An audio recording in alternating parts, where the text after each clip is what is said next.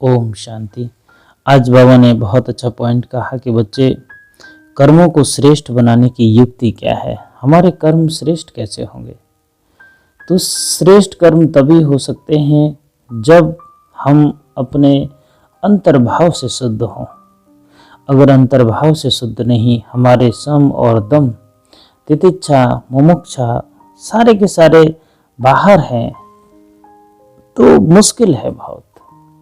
सबसे पहला है कि हम सम करें, अपनी इंद्रियों को अपने अंतरात्मा में झांक के देखें, मन को इंद्रियों के अंतर्भाव में लगाएं, तब तो ये सम होगा। और फिर जो हमारी बाह्य इंद्रियां हैं उनको हम मन के द्वारा रोकने का काम करें, उनका दमन का काम करें, तो हमारे जो कर्म होंगे वो श्रेष्ठ होंगे। और फिर तीसरा है मुमुक्षु। तो बाबा यहाँ पर कर्मों की बात इसीलिए कर रहे हैं क्योंकि कर्म प्रधान है। जैसा कर्म करोगे वैसा फल मिलेगा, जैसा बीज बोओगे वैसा ही काटोगे। वो ऐसा नहीं है कुछ बोया कुछ काटा, वो कर्मों का हमें हिसाब किताब देना ही पड़ेगा। तो बाबा यहाँ पर साफ करते हैं कि बच्चे, इस जन्म का कोई भी कर्म बाप से छिपाओ नहीं। अगर कर्म छिपाया तो वो बहुत बड़ी सजा देगा। श्रीमत के अनुसार कर्म करो तो हर कर्म श्रेष्ठ होगा। वैसे कर्म हम करते हैं, बाबा को या ईश्वर को बताने की हमें जरूरत क्यों है? ऐसा है कि अगर हम कर्म को करते हैं और हमारी गिलानी होती है या फिर गिला शिकवा होते हैं उस कर्म में, तो हम पर असर पड़ता है। अगर हम परमात्मा के साथ भी वो शेयर करते हैं तो खुश होता है वो भी। जैसे हम घर में कोई गलती कर दें, माँ बाप समझ जाते हैं बच्चे ने कुछ किया है, लेकिन अगर बच्चा स्वयं ही कहता है, अपने मुँह से बोल के कहता है, तो फिर बच्चे के माँ बाप खुश होते हैं। उसी तरह बाबा कहते हैं, बच्चे अगर तुमने कोई गलती की तो बाप को बताओ। अगर बाप को नहीं बताओगे तो वो गलती बड़ी गलती में तब्दील होगी। बाबा कहते हैं कि सारा मदार कर्मों के ऊपर है। अगर कोई पाप कर्म करके छिपा लेते हो तो उसका 100 गुना दंड पड़ता है। पाप कर्मों की कहानी कुछ इस तरह है कि जैसे हम ब्याज का सिस्टम जो चलता है, मूलधन पर भी कुछ वक्त के बाद जो ब्याज लग जाती है, मूलधन प्लस वो ब्याज, फिर उस पर भी ब्याज लगने लगती है, मतलब ब्याज पर ब्याज लगने लगती है। कर्मों का भी ऐसा ही हिसाब किताब है कि हम एक कर्म गलत करते हैं तो फिर उस कर्म के एवज में नए कर्म और गंदे होने लगते हैं। इसीलिए बाबा कहते हैं कि बच्चे, उन कर्मों का तुमको हिसाब 100 गुना दंड पड़ता है। इसीलिए बाप से कुछ छिपाओ नहीं। पाप वृद्धि को पाते रहते हैं, बाप से योग टूट जाता है। जब कर्म हमारे गंदे होंगे, अच्छे नहीं होंगे हम, तो बाबा से योग तो टूट ही जाएगा। ईश्वर से नाता तभी तक है प्रेम का। प्रेम गली अति सांकरी, ये तो उस गली से भी सांकरी है ईश्वर की। प्रेम से अगर ईश्वर को चाहते हो तो कर्म अच्छे करने होंगे, तभी बाबा से बात बनेगी। नहीं तो हम बस वैसे ही हो जाएंगे कि एक किताब वो है जो रखी रहती है, धूल फांकती है। कभी कोई उसको गीता जी बोल देता है, कभी कोई ऐसे ही रद्दी समझ करके फेंक देता है। तो दोनों ही बातें समतुल्य हैं कि ईश्वर का योग तभी तक है जब उनकी बातों पर हम अमल करें। अमल नहीं तो वो बातें भी फिजूल हैं, वो व्यर्थ हैं। बाबा कहते हैं पाप वृद्धि को पाते रहते हैं, बाप से योग टूट जाता है, फिर ऐसे छिपाने वालों की सत्यानाश हो जाती है। इसीलिए सच्चे बाप के साथ सच्चे रहो। बाबा के साथ जितना सच्चाई से हम रहेंगे उतनी ही हमारी उन्नति होगी। अगर हम अलग होंगे तो हम नीचे गिरेंगे। बाबा कहते हैं मीठे बच्चे, ग्रेट ग्रेट ग्रैंडफादर अर्थात सर्व धर्म पिताओं का भी आदि पिता है प्रजापिता ब्रह्मा, जिसके ऑक्यूपेशन को तुम बच्चे ही जानते हो, बच्चे ही जानते हैं। और बाबा ने बच्चों को बड़े ही बहुत टाइम से एक एक पाठ पढ़ाया है।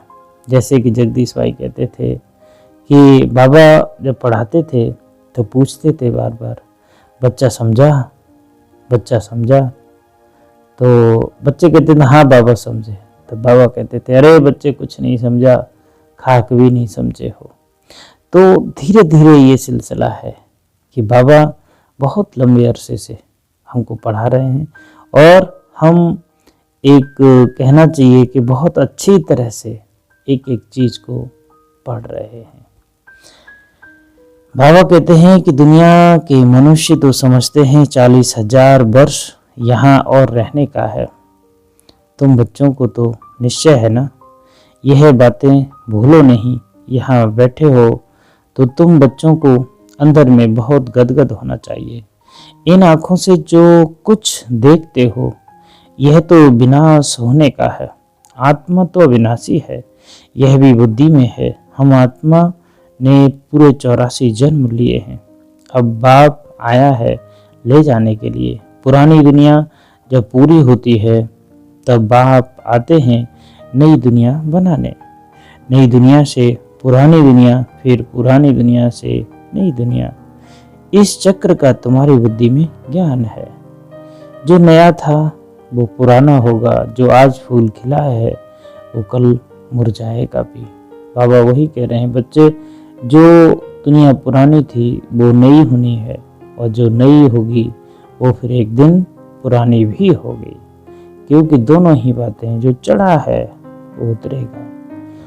ईश्वर ने हमको नीचे भेजा है तो फिर वो ही आकर के ऊपर भी ले जाएगा। बाबा कहते हैं कि अनेक बार हमने यह चक्र चलाया है, अभी यह चक्र पूरा होता है, फिर नई दुनिया में हम थोड़े ही देवताएं ही रहेंगे, मनुष्य नहीं होंगे। बाबा कहते हैं कि यह तुम देखते हो कि 33 करोड़ देवी देवता हैं, वो कौन थे, कहाँ से आए थे, कहीं बाहर से आए थे क्या? नहीं। बाबा कहते हैं बच्चे वही हो आप, वही हो तुम जो 33 देवी देवता कहे गए हैं। 33 करोड़ देवी देवता हैं हमारे हिंदू धर्म के अनुसार, तो वही हैं।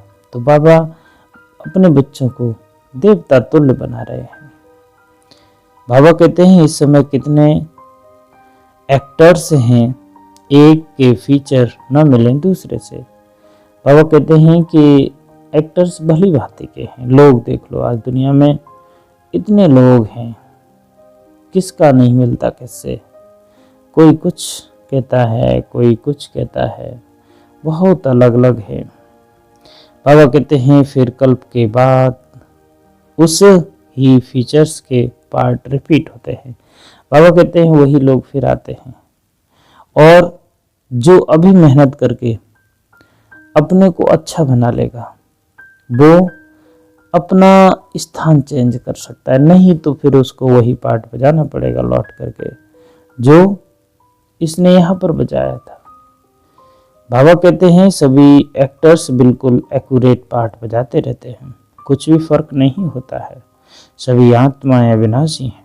अब इसमें एक सवाल भी उठ सकता है, बाबा कहते हैं कि वही एक्यूरेट होता है, लेकिन उसमें एक्यूरेशन वही है अगर हम कुछ नहीं करते।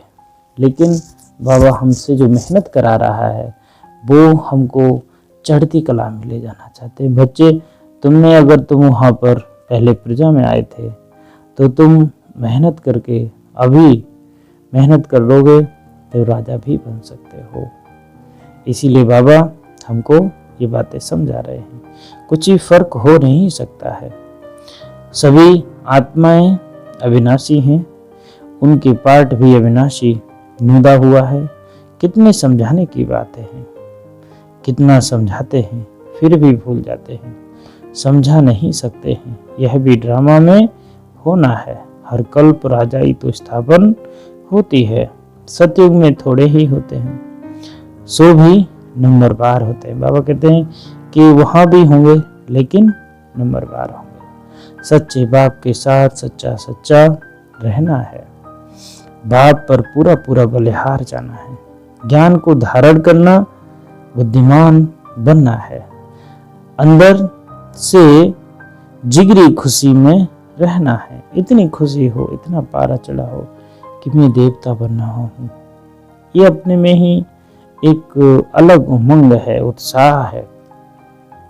कोई श्रीमत के विरुद्ध काम करके खुशी गुम नहीं करनी चाहिए। बाबा कहते हैं श्रीमत जैसी मिलती है, बाबा से डायरेक्शन जो मिलती है वो वैसे ही काम करना चाहिए। अगर हम उसके खिलाफ जाते हैं, दूसरा कोई काम करते हैं, तो हमारी मति भ्रमित होगी और भ्रम में जाकर के कर्म उल्टे सीधे होंगे। वरदान दिया कि ज्ञान की गुही बातों को सुनकर उन्हें स्वरूप में लाने वाले ज्ञानी तू आत्मा भव। ज्ञानी तू आत्माएं हर बात के स्वरूप का अनुभव करती हैं। जैसे सुनना अच्छा लगता है, गुही भी लगता है, लेकिन सुनने के साथ साथ समाना अर्थात स्वरूप बनना है कि हम सुने, लेकिन अगर हमने अपने अंदर समाया नहीं, उस चीज़ को लिया नहीं, तो कोई मतलब नहीं निकलेगा उसका।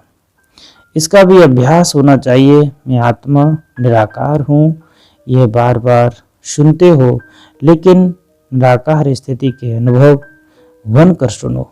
जैसा पॉइंट वैसा अनुभव करो। इससे शुद्ध संकल्पों का खजाना जमा होता जाएगा और बुद्धि इसी में बिजी होगी, तो व्यर्थ संकल्पों से सहज किनारा हो जाएगा। स्लोगन है कि नॉलेज एवं अनुभव की डबल अथॉरिटी वाले ही मस्त फकीर रमता योगी हैं। ओम शांति।